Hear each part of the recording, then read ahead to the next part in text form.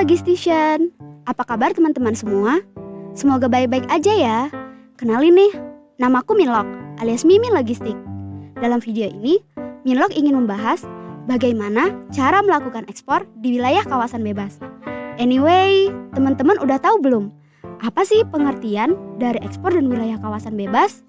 Nah, kalau teman-teman belum tahu, sini Minlock jelasin pengertian dari ekspor serta wilayah kawasan bebas. Pertama, kita mulai dari pengertian ekspor. Ekspor adalah kegiatan mengeluarkan barang dari wilayah pabean atau Indonesia menuju luar negeri. Misalnya nih, Minlock ingin melakukan pengiriman barang dari Batam ke Singapura atas pembelian barang dari customer yang ada di Singapura. Nah, inilah yang dimaksud sebagai ekspor.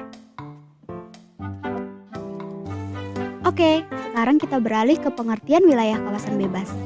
Wilayah kawasan bebas atau Free Trade Zone adalah kawasan yang ada di dalam wilayah hukum NKRI yang terpisah dari daerah pabean sehingga bebas dari pengenaan bea masuk, pajak pertambahan nilai, serta pajak penjualan atas barang mewah dan cukai. Sebagai informasi, di Indonesia ada 4 wilayah kawasan bebas, yaitu Batam, Bintan, Karimun, dan Sabang. Oke, teman-teman logistician sekarang udah paham kan pengertian ekspor dan wilayah kawasan bebas? Nah, sekarang pasti logistician bingung nih, bagaimana ya tata cara melakukan ekspor dan apa saja sih yang perlu dipersiapkan, terutama saat melakukan ekspor di kawasan bebas. Jadi, yang harus dipersiapkan logistician yaitu nomor pokok wajib pajak, nomor induk kependudukan, nomor induk berusaha sebagai bukti legalitas usaha, izin usaha badan pengusahaan kawasan seperti BP Batam, BP Bintan, BP Karimun, dan BP Sabang, serta surat permohonan yang berisikan permintaan modul CESA FTZ online untuk melaporkan pengeluaran barang keluar dari daerah pabean atau luar negeri menggunakan PPFTZ 01. Tunggu dulu Min, PPFTZ 01 itu apa sih? PPFTZ 01 adalah pemberitahuan pabean Free Trade Zone untuk pemasukan dan pengeluaran barang dari kawasan bebas ke kawasan luar pabean atau ke luar negeri atau tempat lain dalam daerah pabean, yaitu TLDDP.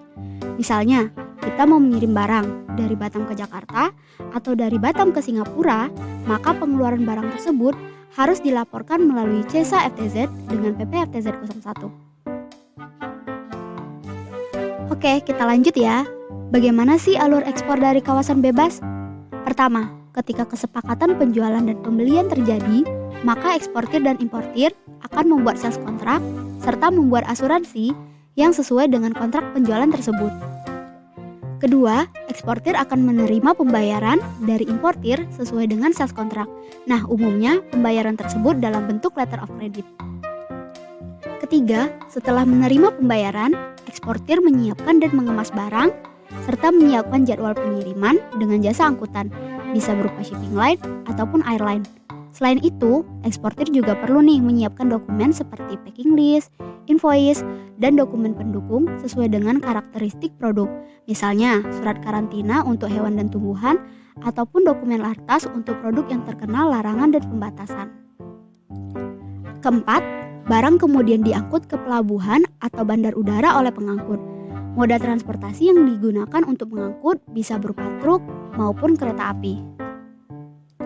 Kelima, barang yang telah tiba di pelabuhan atau bandar udara akan disimpan terlebih dahulu di tempat penimbunan sementara atau TPS sembari menunggu proses custom clearance-nya diselesaikan. Pada proses ini, eksportir akan melaporkan barang yang akan dikirimkan kepada bea cukai. Laporan barang tersebut dapat dilakukan oleh eksportir dengan mengisi CESA PPFTZ 01 untuk mengeluarkan barang dari wilayah kawasan bebas. Keenam, setelah menyelesaikan proses custom clearance, barang akan dimuat di atas kapal ataupun di dalam pesawat. Shipping line atau airline akan menerbitkan dokumen Bill of Lading atau airway bill sesuai dengan transportasi yang digunakan. Ketujuh, eksportir kemudian mengurus surat keterangan asal. Terakhir, barang akan dikirimkan menuju negara tujuan atau importir. Ketika kapal telah meninggalkan kawasan perdagangan bebas, maka bea cukai akan menerbitkan outward manifest. Nah, dari video ini, teman-teman sudah belajar kan bagaimana caranya melakukan ekspor dari kawasan perdagangan bebas, dimulai dari apa saja yang perlu dipersiapkan, hingga langkah-langkah untuk melakukan ekspornya. Gimana? Sudah siap belum jadi eksportir? Semoga video ini bermanfaat, dan jika kamu ingin tahu ataupun menambah ilmu terkait ekspor dan impor, silakan scan barcode pada layar kamu dan terus ikuti sosial media kami yaitu LPI Inbound.